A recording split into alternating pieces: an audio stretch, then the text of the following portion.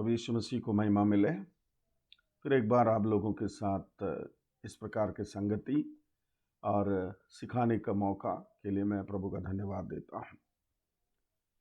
इससे पहले हम विश्वास की नींव एक जो है गलातियों की पत्री से हमने अध्ययन की है। अब ये सीरीज जो है विश्वास की नींव 2 रोमियो की पत्री से अध्ययन चल रहा है और उसका इंट्रोडक्शन जो है ब्राइट जी के द्वारा और पहला पार्ट या पहला सेशन संजय जी के द्वारा आपने सीखा है।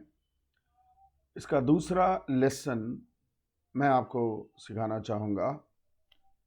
किसी एक व्यक्ति को उद्धार की क्या ज़रूरत है?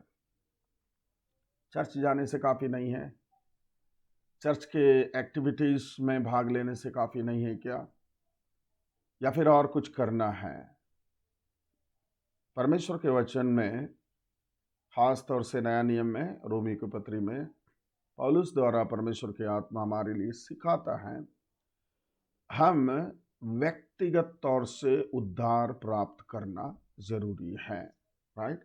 और उद्धार क्या है और कैसा एक व्यक्ति उद्धार पाता है और कौन व्यक्ति को या कौन सी व्यक्ति को या किसको उद्धार की जरूरत है, राइट? उनमें से कुछ चीजें यहाँ पे पौलुस रखते हैं जिसके विषय में हम लोग देखेंगे, राइट? उससे पहले बेसिकली मैं आपको बताना चाहूँगा कि हम में से प्रत्येक व्यक्ति जो पाप में जन्मे हैं, पाप में जीते हैं, हमें व्यक्तिगत तौर से प्रभु यीशु मसीह के साथ एक मुठभेड़ चाहिए जहाँ पे हम ये विश्वास करते हैं कि प्रभु यीशु मसीह क्रूस पे हमारे पापों के लिए अपना प्राण दिया है और उसके बहे हुए लहू के द्वारा हमारे लिए उद्धार यानी कि पापों की क्षमा, अनंत जीवन, प्रभु परमेश्वर के संग संग रहने का अनुभव, अनंत काल तक प्रभु यीशु मसीह के साथ रहने का जो जीवन है, ये सबको हम एक शब्द में अगर कहेंगे तो उद्धार।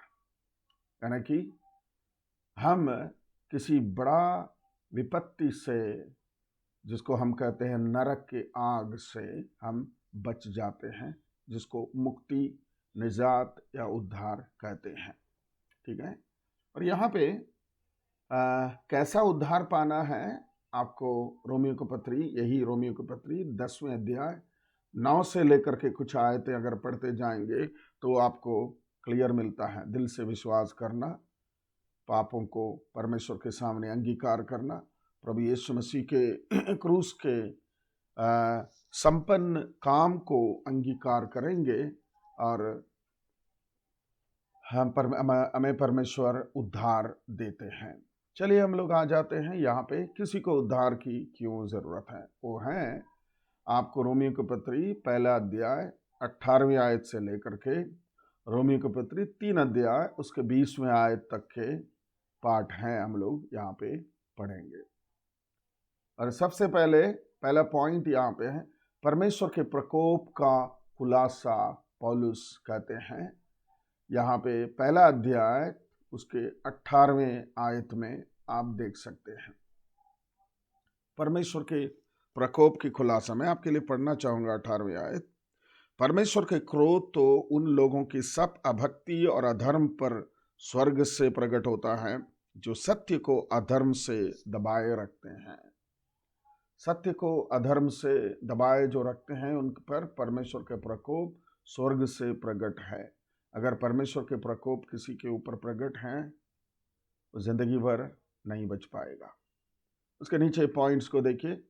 परमेश्वर की क्रोध की प्रकृति क्या होता है? पहला प्रश्न है, पौलुस हमसे कहता है कि स्वर्ग से 2 प्रकाशन है। वे क्या है? 16 से 18 तक अगर आप पढ़ेंगे 2 प्रकाशन वहाँ पे आपको मिलेगा और आपके नोट्स में पॉइंट नंबर 1, 2 के रूप में वहाँ दिया गया है 2 प्रकाशन।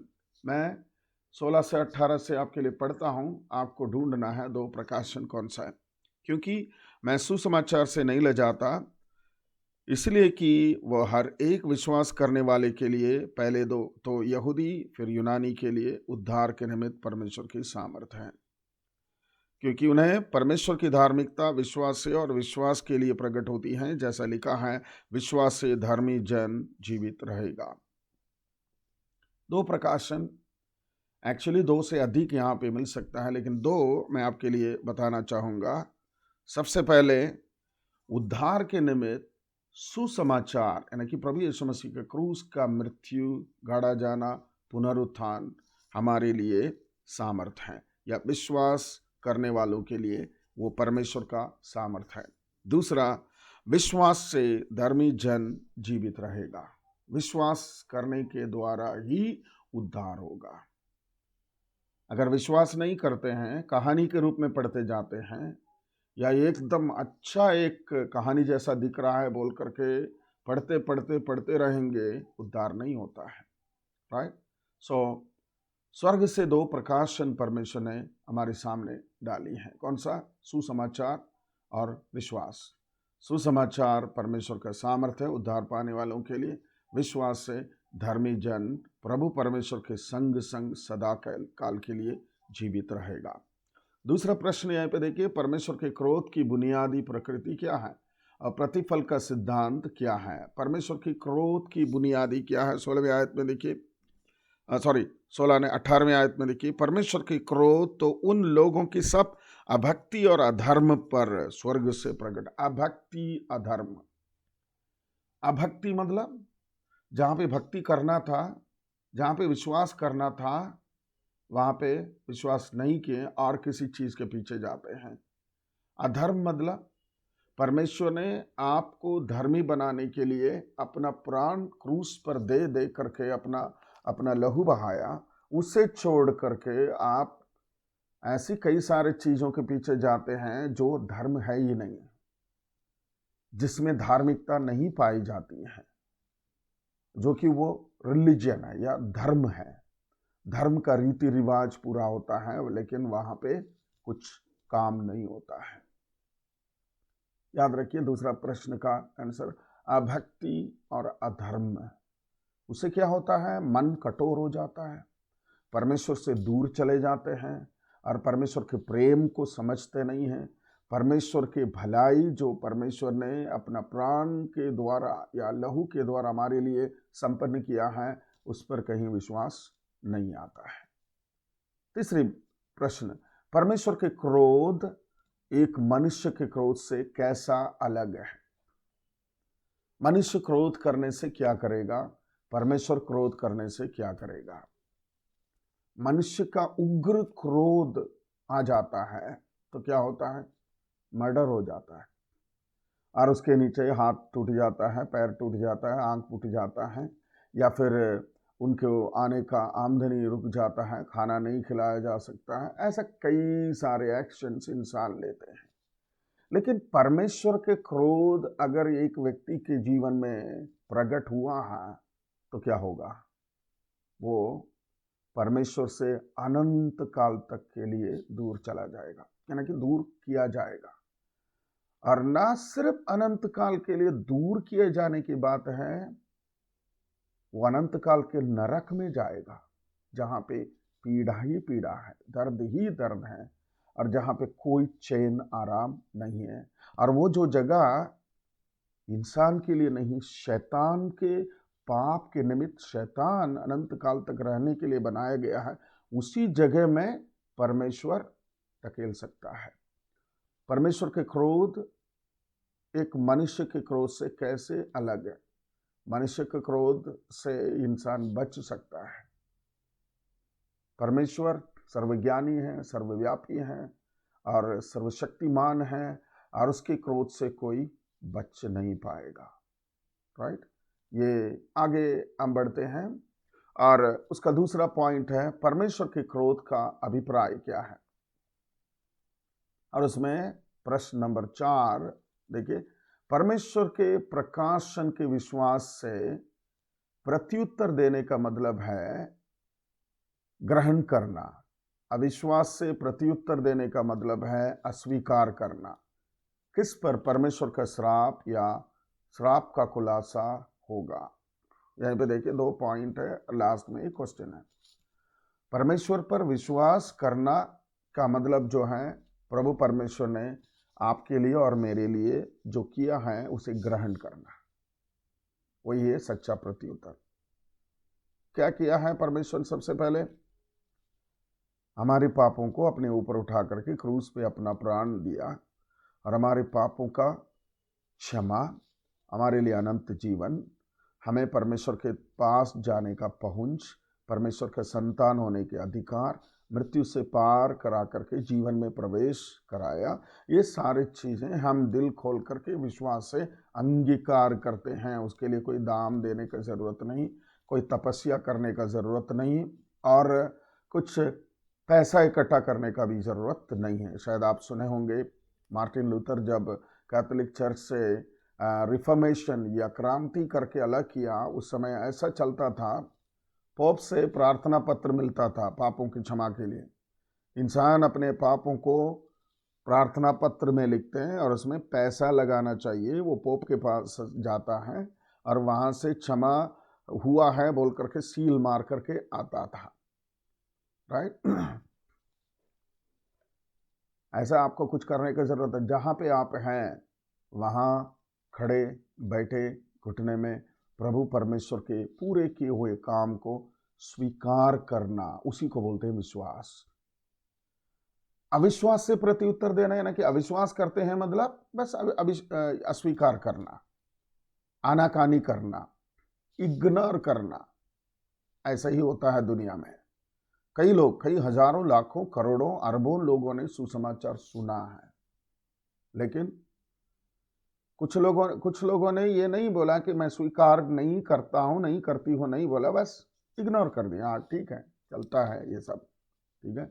ऐसे ही डरा के धमका करके रहते हैं, स्वर्ग का नाम बोल करके, यीशु मसीह का नाम बोल करके, ठीक है, ऐसा ही करते हैं। कुछ लोगों को चाहिए, ये उद्धार के अनुभव नहीं चाहिए, बाकी सारे चीजें चाहिए। क्या? चंगाई चाहिए, दिल्ली में एक घर के लिए प्रार्थना करना है, और एक कार के लिए प्रार्थना करना है, बच्चों के अच्छे पढ़ाई के लिए, शादी के लिए प्रार्थना करना है, हमेशा हमारे घर में पैसा आते रहना चाहिए ना, कि भौतिक आशीषें ग्रहण करने के लिए इंसान तैयार है। लेकिन परमेश्वर ने मूलभूत तरीके से इंसान की बर्बादी से इंसान को हमेशा हमेशा बचाने के लिए अपना प्राण दिया है, उस बात से अस्वीकार करते हैं। उसका नाम है अविश्वास। विश्वास का मतलब परमेश्वर ने जो हमारे लिए संपन्न किया है उसे ग्रहण करना है। अविश्वास का मतलब है उसे तिरस्कार करना है। परमेश्वर का श्राप का खुलासा, श्राप यानी कि कर्स। परमेश्वर रोज रोज आकर के श्राप नहीं देते हैं।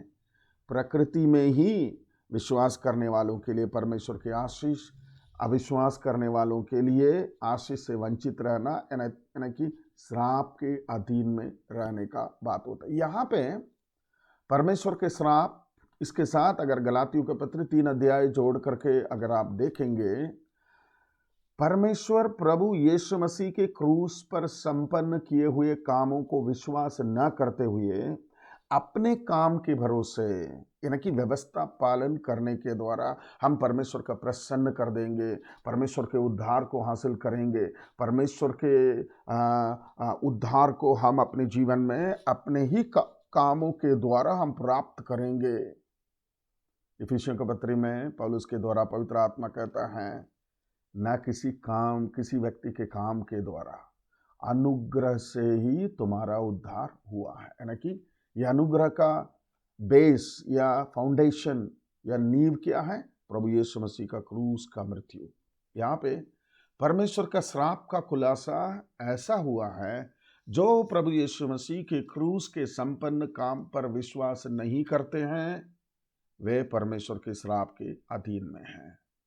खुद मेहनत करके उद्धार प्राप्त करना चाहते हैं, अच्छे अच्छे काम करके प्रभु परमेश्वर को पसंद करके उद्धार प्राप्त करना चाहते हैं, उद्धार नहीं प्राप्त करेंगे, वे परमेश्वर के श्राप के अधीन में आते हैं। इस बात को भली भांति हमें याद रखना जरूरी है। श्राप प्राप्त करने के लिए आपको जाकर के मर्डर करने का ज़रूरत नहीं है, तो पाप करने का ज़रूरत नहीं है। अगर आप प्रभु परमेश्वर के संपन्न काम को ग्रहण नहीं करते हैं, वो खुद एक पाप है। सबसे बड़ा पाप परमेश्वर के काम को प्रभु यीशु मसीह आपसे और मुझसे प्रेम करके उसने जो किया है उससे ग्रहण नहीं करते हैं। चलिए, और उसमें दूसरा पॉइंट अन्य जातियों के बारे में पौलुस के द्वारा पवित्र आत्मा कहते हैं, वो जो हैं 10वीं आयत से लेकर के, पहला अध्याय 10वीं आयत से लेकर के 32वीं आयत तक है, पहला हुआ है।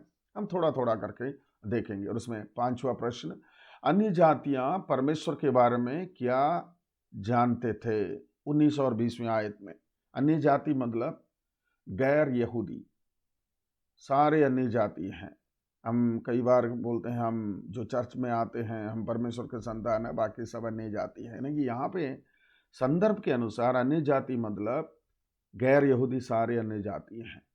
अभी हमारे संदर्भ में ये ले सकते हैं कि प्रभु परमेश्वर को, ठीक है, परमेश्वर को जो ग्रहण नहीं किया है, जानते नहीं थे ये नहीं बोलना, जानने के बाद भी जो ग्रहण करने के लिए इच्छा नहीं रखते हैं, उनके बारे में 19 और 20वीं आयत में देखिए इस प्रकार लिखा है, इसलिए कि परमेश्वर के विषय का ज्ञान उनके मनों में प्रकट है। नंबर 1, उनके मनों में प्रकट है, क्योंकि परमेश्वर ने उन पर प्रकट किया है। ऐसा छोड़ा नहीं है, परमेश्वर ने हर एक इंसान के मन में परमेश्वर के भाई के बारे में प्रकट किया है, परमेश्वर का ज्ञान प्रकट किया है। कोई भी ऐसा व्यक्ति नहीं है जो परमेश्वर के बारे में जानता ना हो। प्रकृति के अनुसार परमेश्वर ने एक एक व्यक्ति के विवेक में, कॉन्शियंस में, मन के अंदर परमेश्वर का ज्ञान डाला है। 20वीं आयत, उनके अंधे के गुण अर्थात उनकी सनातन सामर्थ्य और परमेश्वरत्व जगत की सृष्टि के समय से उनके कामों के द्वारा देखने में आता है, वहां तक कि वे निरुत्तर हैं। ये कौन सी बात करती है 20वीं आयत? प्रकृति को देखो, उसके अंधे के गुण प्रकृति में प्रकट है, राइट। इंसान को देखो, इंसान के शरीर को देखो, इंसान को परमेश्वर ने सोचने लायक, योजना बनाने लायक, शादी करके, बच्चा पैदा करके, घर बनाने का, है ना, कि यहाँ तक कि PhD तक भी करने का, है ना, कि पढ़ाई करके ऊंचा उठे। जानवर के लिए नहीं है ऐसा, राइट। और जानवर के सिस्टम को देखो, और पेड़ पौधे को देखो, आसमान को देखो, है ना, कि प्रकृति को देखो, वहां पे परमेश्वर का ज्ञान प्रकट है। परमेश्वर किस तरीके से सारी चीज़ों को सेट किया है ये प्रकट है। बुद्धिमान व्यक्ति जो है प्रकृति को देखते ही वो समझ लेता है इसके पीछे एक बनाने वाला नहीं, या अपने आप ऐसे उड़ करके नहीं आया। परमेश्वर के वचन में लिखा है सबसे पहले आपके मन के अंदर, अन्य जातियों के या परमेश्वर को जो ना मानने वालों के मन के अंदर परमेश्वर का एक ज्ञान है, और दूसरा जो है प्रकृति में ही परमेश्वर ने ज्ञान रखा है, छोड़ा नहीं है ऐसा। बाद में जाकर के परमेश्वर के उपस्थित में प्रभु मुझे मालूम नहीं था बोल करके बच नहीं सकते।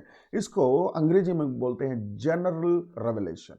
जनरल रेवलेशन, एक सामान्य प्रकाशन परमेश्वर ने लोगों को दिया है, ठीक है। प्रश्न नंबर 6, क्रोध के 2 ऐसे तरीके बताएं जिसमें परमेश्वर ने मानव जाति के लिए अपने आप को प्रकट किया हो। क्रोध का 2 तरीके, और पहला जो है 19 और 20 को हम लोग देखेंगे फिर एक बार। इसलिए कि परमेश्वर का विषय ज्ञान उनके मनों में प्रकट है, क्योंकि परमेश्वर ने उन पर प्रकट किया है। अंधे के गुण, ये सारे चीजें ये जो परमेश्वर ने दिया है।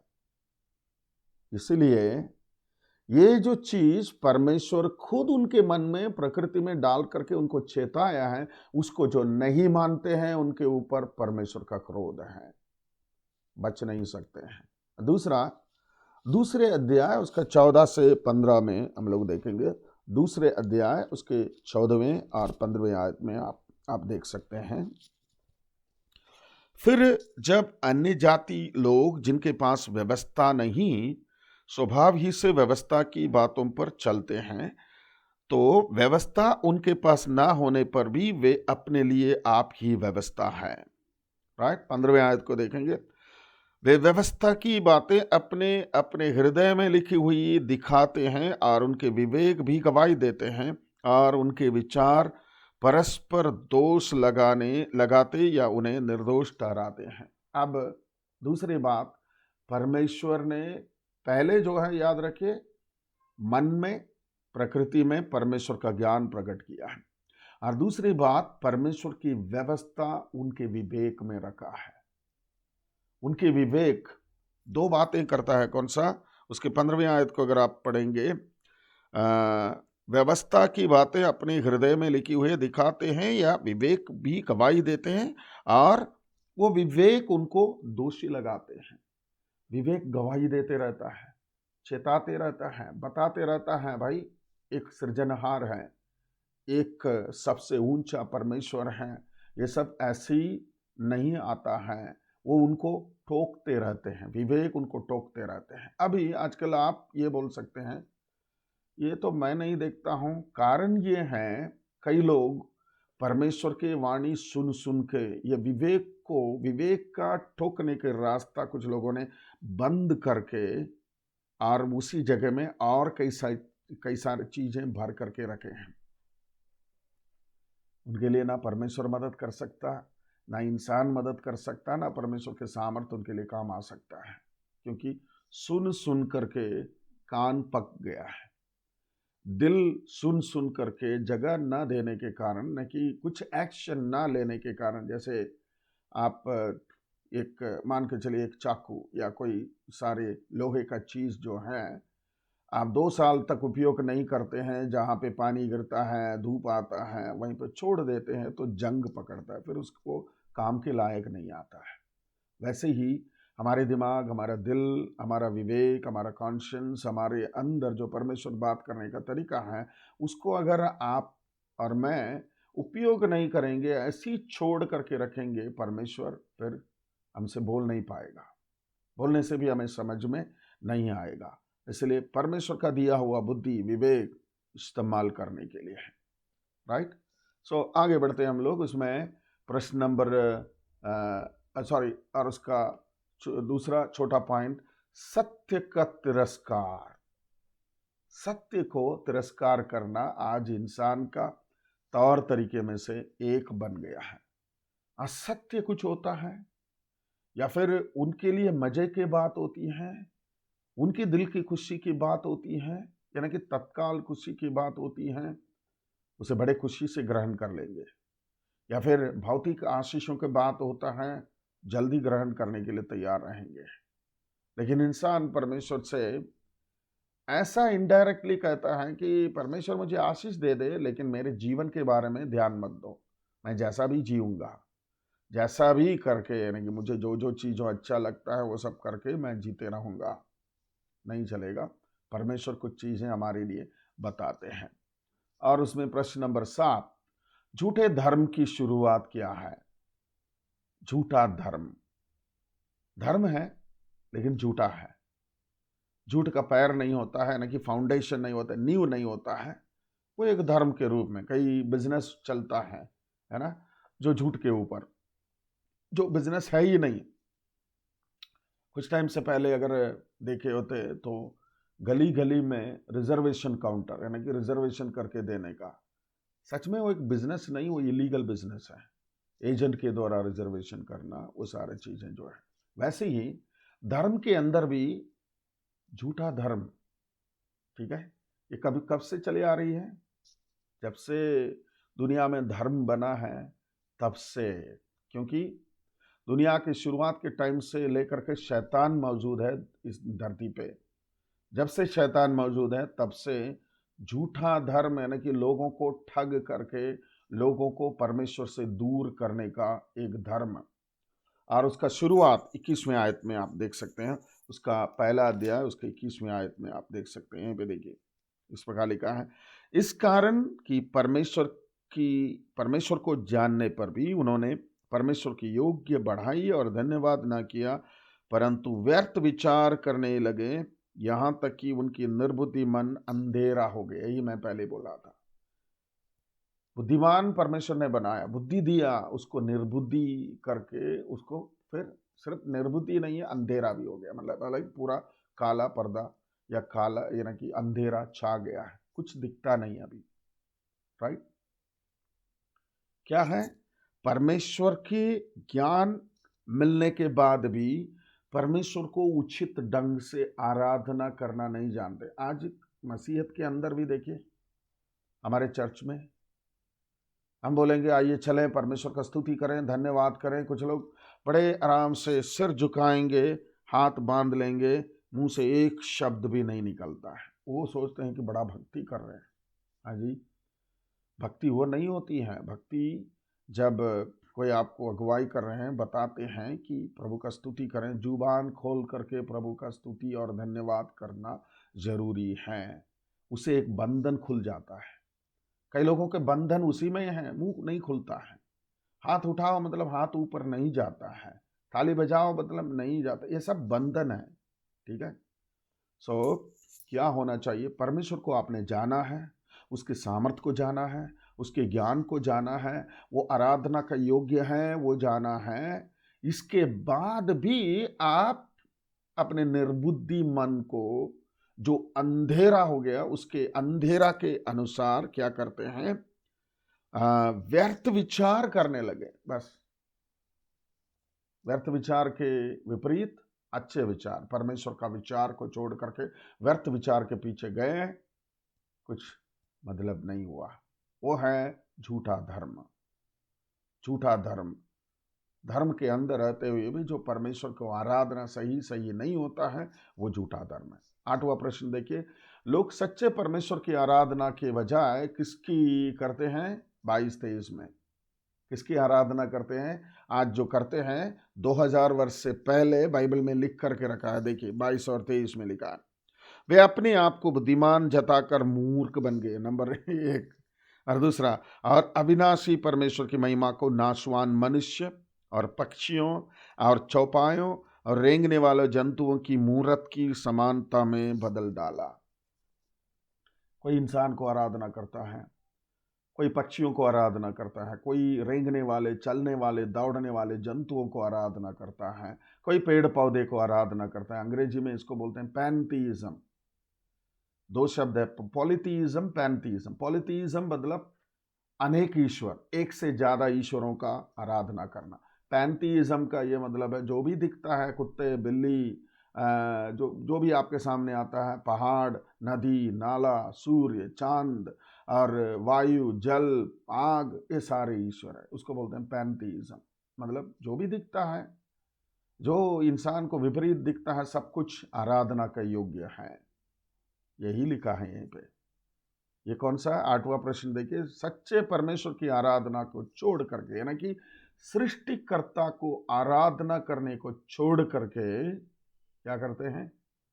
सृष्टि को, परमेश्वर ने सृष्टि करके इंसान के उपयोग के लिए रखा है, उन तमाम चीजों को देख करके बोलते हैं तू ही मेरा बाप है, तू मेरा आराधना का योग्य है, ये लो आराधना। गलत है। 9वां प्रश्न देखिए, लोगों के दुष्ट कार्यों के प्रति परमेश्वर क्या क्या प्रत्युत्तर है? इन दुष्ट कार्य यानी कि सच्चे आराधना नहीं है और झूठा धर्म है, परमेश्वर को ग्रहण नहीं करते हैं, परमेश्वर से वंचित दूर रहना चाहते हैं, उनके लिए परमेश्वर का प्रत्युत्तर देखिए 24 और 25वें आयत में देखिए, इस कारण परमेश्वर ने उन्हें उनके मन की अभिलाषाओं के अनुसार अशुद्धता के लिए छोड़ दिया कि वे आपस में अपने शरीरों को अनादर करें। नंबर 1, मन की अशुद्धताओं के लिए परमेश्वर ने परमिशन दे दिया। ठीक है भाई, मुझे तो नहीं चाहिए, यानी कि सच्चा परमेश्वर, मैं तुम्हारे लिए जो प्रेम किया है, तुमसे प्रेम किया है, अपना जीवन दिया है, लहू बहाया है, तुम्हारे मन में ज्ञान डाला है, तुम्हारे मन में परमेश्वर का भय नामक चीज डाला है, ये सब नहीं चाहिए तो तुम्हें जो भी चाहिए यू आर परमिटेड, आपको परमिशन है। क्या है? मन की अशुद्ध अभिलाषाएं। राइट, उस वो क्या है? नीचे लिखा है 25वें आयत में, क्योंकि उन्होंने परमेश्वर की सच्चाई को बदलकर झूठ बढ़ा डाला और सृष्टि की उपासना और सेवा की, न कि उस सृजनहार को जो सदा धन्य है। इसलिए परमेश्वर ने उनकी मन की अशुद्धता के लिए उनको छोड़ दिया। नीचे अगर आप पढ़ेंगे क्या क्या है उनकी मन की अशुद्धता प्रकट है, आगे आते हैं हम लोग। ठीक है, और 10वां प्रश्न है, पापी लोगों के व्यवहार का बाहरी परिणाम क्या है? यहीं पे लिखा है 26 से लेकर के अगर आप 31 तक पढ़ेंगे, ये जो है परिणाम, परमेश्वर को छोड़ देना, परमेश्वर को इग्नोर करना, परमेश्वर की उचित आराधना ना करना, परमेश्वर के प्रेम में बने ना रहना, तो वो लोग क्या करते हैं। सो आजकल एलजीबीटी आपने सुना होगा, भाई समलिंग कामुक लोग जो है, औरत औरत से शादी करते हैं, आदमी आदमी से शादी करते हैं, आदमी जानवर से शादी करते हैं, ठीक है। ऐसा क्या बोलते हैं, LGBT, lesbian, gay, bisexual and transsexual अंग्रेजी में जो कहते हैं, ये सब मिला करके यहीं पे देखिए 26वें आयत से मैं आपके लिए पढ़ता हूँ, तो सुनिए। देखिए, इसलिए परमेश्वर ने उन्हें नीच कामनाओं के वश में छोड़ दिया, यहाँ तक कि उनकी स्त्रियों ने भी स्वाभाविक व्यवहार को उससे जो स्वभाव के विरुद्ध है बदल डाला। वैसे ही पुरुष भी स्त्रियों के साथ स्वाभाविक व्यवहार छोड़कर आपस में कामूतर होकर जलने लगे, और पुरुषों ने पुरुषों के साथ निर्लज्ज काम करके अपने भ्रम का ठीक फल पाया। और उन्होंने परमेश्वर के पहचानना ना चाहा, तो परमेश्वर ने उन्हें भी उनके निकम्मे मन पर छोड़ दिया कि वे अनुचित काम करें। यहाँ पे आगे अगर आप देखेंगे, हर दुष्टता के काम करते हैं, दुष्टता के काम करने वालों से बड़ा प्रसन्नता के साथ जा करके रहते हैं। टाइम ज़्यादा होने से मैं छोड़ देता हूँ, आपको पढ़ना है रोमी का पत्री पहला अध्याय 26 से 31 तक। रोमी की पत्री पहला अध्याय 26 से 31 तक आराम से 5 बार आपको पढ़ना है, तब आपको क्लियर समझ में आ जाएगा। लास्ट क्वेश्चन जो है 11वें क्वेश्चन है, सत्य का तिरस्कार करने वालों के बारे में परमेश्वर का क्या कहना है।